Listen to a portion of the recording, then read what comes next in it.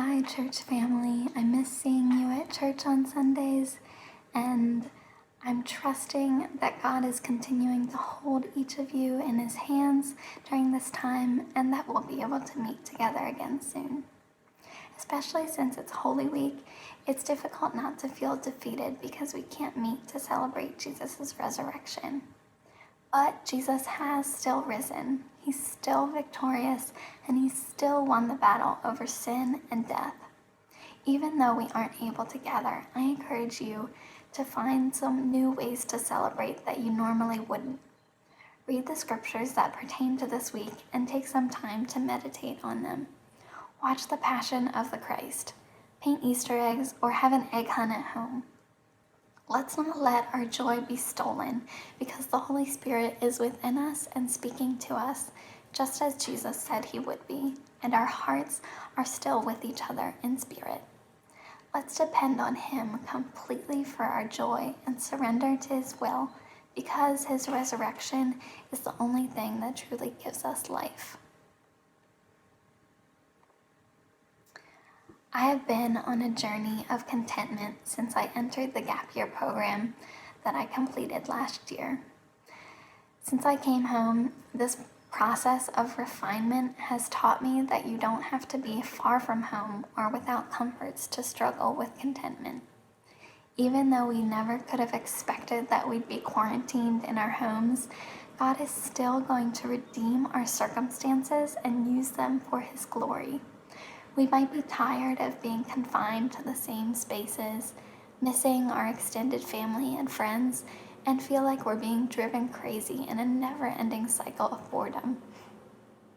God has been challenging me to use this time to reflect on the faithfulness that He's shown to me before. I ask myself, how many times has He carried me through difficult times in the past? None of it was by anything I did. It was all by His grace. Because I can look at His track record of faithfulness and kept promises for myself and others, I know that we are going to make it through. It won't be easy, but it will be worth it. I try to write down what I am thankful for almost every day, but in these mundane days of quarantine, these thoughts have come slowly. These days it feels like we have given up so much, and I am challenged to surrender by how Jesus submitted to God's will by being crucified.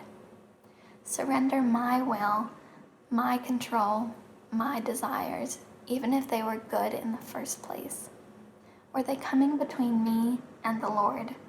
What other ugly things does He want to clean out of my heart now that everything is stripped away but Himself? And so I only know what I can be thankful for right now. My professors are doing a wonderful job at being supportive and gracious through their online presence. I still can go outside and enjoy the sunshine. I have a lot of schoolwork to do, but I have a little more time to do it now.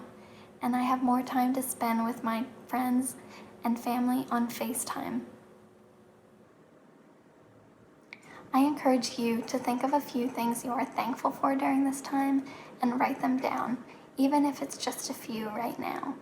They are altars that represent God working in your life, and you can look back on them to remember His faithfulness. There are a few things that I do know, even though I don't know what will happen with quarantines and plans and cancellations. God is true and just, loving and merciful. He didn't say that it wouldn't be hard, but He did promise us His presence. When I read Psalm 121 and 139, they both hit a little differently, deeper. These words are comforting because they're true. He is the firm foundation we can build our life on, one that doesn't shake, doesn't move, doesn't waver. The world needs cared for in this time, but it's also unsure and confused. I know that I can trust Him to take care of the world and of my loved ones since I can't. I'd like to read Psalm 121. I lift up my eyes to the hills. From where does my help come? My help comes from the Lord who made heaven and earth. He will not let your foot be moved. He who keeps you will not slumber. Behold, he who keeps Israel will neither slumber nor sleep. The Lord is your keeper. The Lord is your shade on your right hand.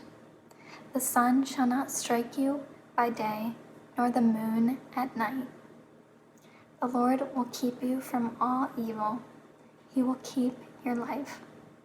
The Lord will keep your going out and your coming in from this time forth and forevermore. Our coming in and our going out, even when we don't go out very much. What strikes me in these Psalms is the fact that God cares for us deeply. Even in a time when our activities and movements outside our houses are limited, He sees each one of them and they matter to Him, no matter how small they may be. He sees when we're sleeping and when we're awake. In fact, even if we wanted to get away from Him, we couldn't, because He is always with us, and that's been super comforting to me. His presence and His love don't depend on anything we do. He is providing, He is protecting, and He is continuing to love us as He always has. He is victorious and He is strong, and He is risen. In unsure times, just as these Psalms speak of, He is sure and He is a solid rock we can lean on. Even though this is ancient poetry from a completely different time period, written by someone with a completely different situation, God still uses the living and active word to speak. My problems and your problems may not be solved right now, but His all-surpassing peace continues to comfort when we ask for it. And I hope and pray that His grace and peace will surround you this week and in the weeks to come. I also encourage you to read Psalm 139. It's been another psalm that has really encouraged me, and I didn't have time to read it in the video, but I hope it encourages you. Happy Easter.